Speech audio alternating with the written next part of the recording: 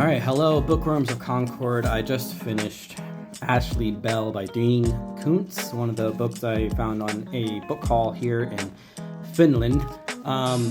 So this book is about a woman named Bibi Blair, who's diagnosed with a terminal cancer that's impossible to regress, but she is miraculously cured of it. And a strange woman then tells her that she was saved to so that she could save another person named Ashley Bell. And Bibi has no idea who this person is, but her life is in incredible danger as she seeks this person, tries to ascertain why they need rescuing, and she finds herself on the run from a dangerous cult leader. And so really the main theme throughout the book, which might seem surprising just based on the synopsis I gave you, is free will versus fate. Are our lives fated, or is the direction our lives take dependent on our free will to choose? So obviously this book was written by Dean Koontz, but it feels like it was written by a completely different author. At the time of this review, this is only the third book I've read by him, but the other two I've read seem to have a completely different narrative style. And those two books were Mr. Murder and Strangers. Maybe it's because those were some of his earlier works in the late 80s, and this one is more recent in 2015. But just something changed in his writing style between the 80s and 2015, and whatever it is, I don't like it. I don't know how to explain it in esoteric literary terms, but the narrative just feels jarring most of the time. The prose just clashes in odd ways rather than flowing seamlessly. It also seems like it was written by an adolescent rather than a decades experienced mastermind of suspense that I know Koontz to be, just from those other two novels I've read by him. For example, the protagonist, Bibi, keeps calling herself a valiant girl ad nauseum, that it just becomes so annoying every time it comes up.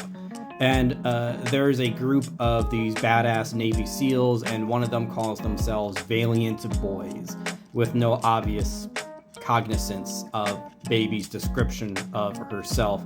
And it's just so cheesy and detracts so much from the badassery of the Navy SEALs.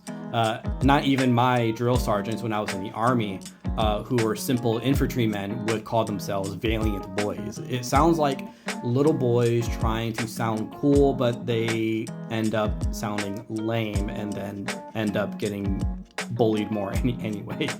But the other thing too is Koontz makes a lot of use of California surfer lingo, which to his credit, he explains what they mean when he uses them, but for some reason, I just find it annoying.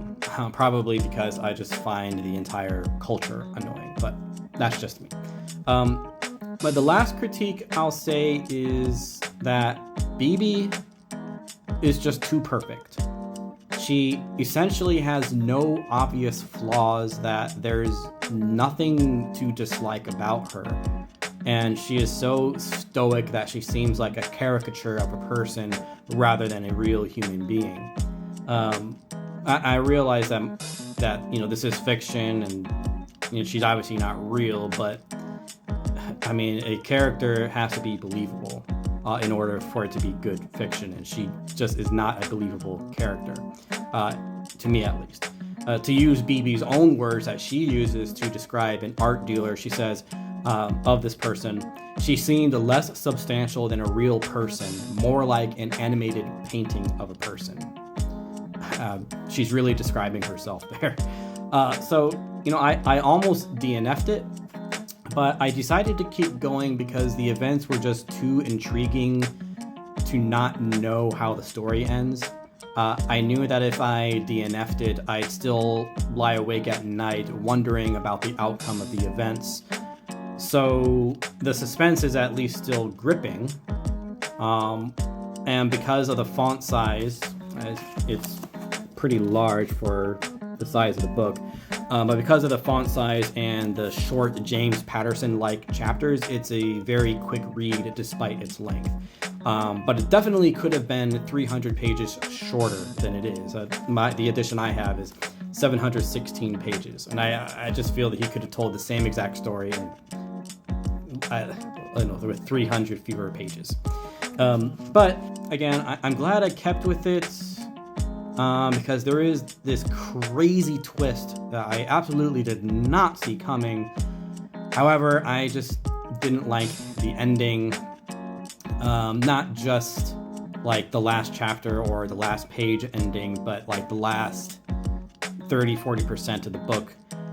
Mainly because the big reveal is to me, just a poorly written bait and switch, in my opinion. So I give this 3 stars, and it's there are some books I've read that are 3-star ratings I would still recommend, but this isn't one of them. Just because the prose, it's just so jarring. It just doesn't, I don't know how to explain it. It just doesn't weave together. It's like a poorly weaved loom. I don't know. It's not that good, but that's just me. You can feel free to pick this up and read it if you want.